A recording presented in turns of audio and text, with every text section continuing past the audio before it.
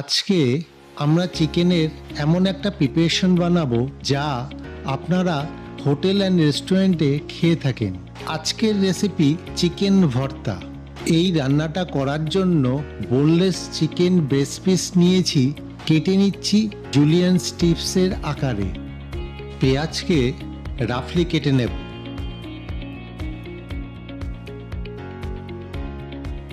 Chopping মেশিনে chop করে নেব।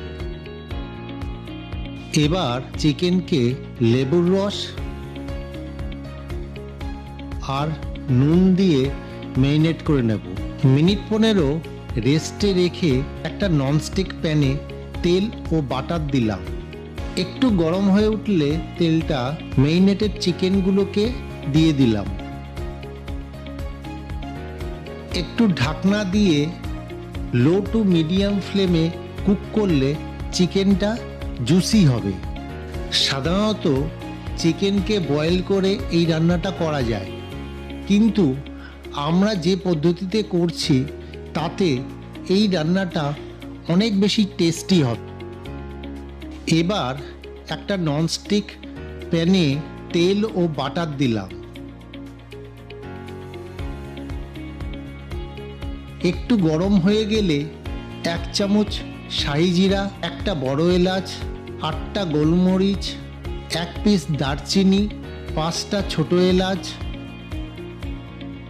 5টা লবঙ্গ, একটা তেজপাতা দিলাম। একটু গন্ধ বেরালে চপ করে রাখা পেঁয়াজ দিলাম। পেঁয়াজকে ততক্ষণ কুক করতে হবে যতক্ষণ না পেঁয়াজের রং একটু বাদামি হয়ে যায়। সঙ্গে একটু নুন দিলাম।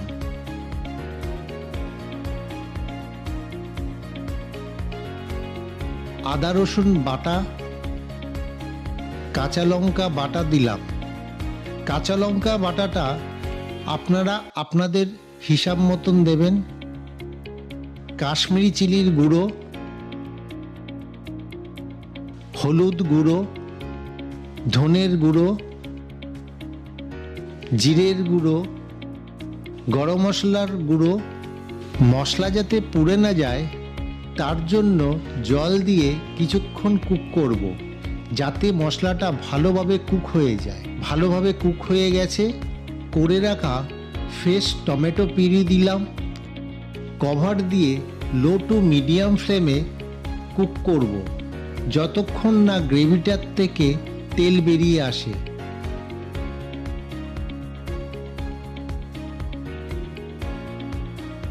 কাজু বাটা দিলাম। চিকেনকে কুক করার সময় যে চিকেনের স্টকটা ছিল তা দিয়ে দিলাম। এতে গ্রেভির টেস্ট অনেকটাই ভালো হবে। কুক করে রাখা চিকেনকে দিলাম।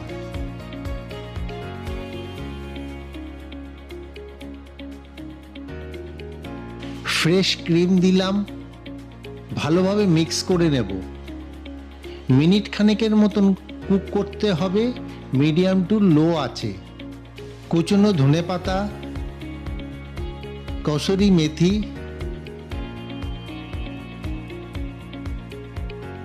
বাটার আর মধু দিলাম। আমাদের চিকেন ভর্তা রেডি। গার্নিশ করার জন্য সেদ্ধ ডিমের সাদা অংশটা গ্রেট করে দিলাম।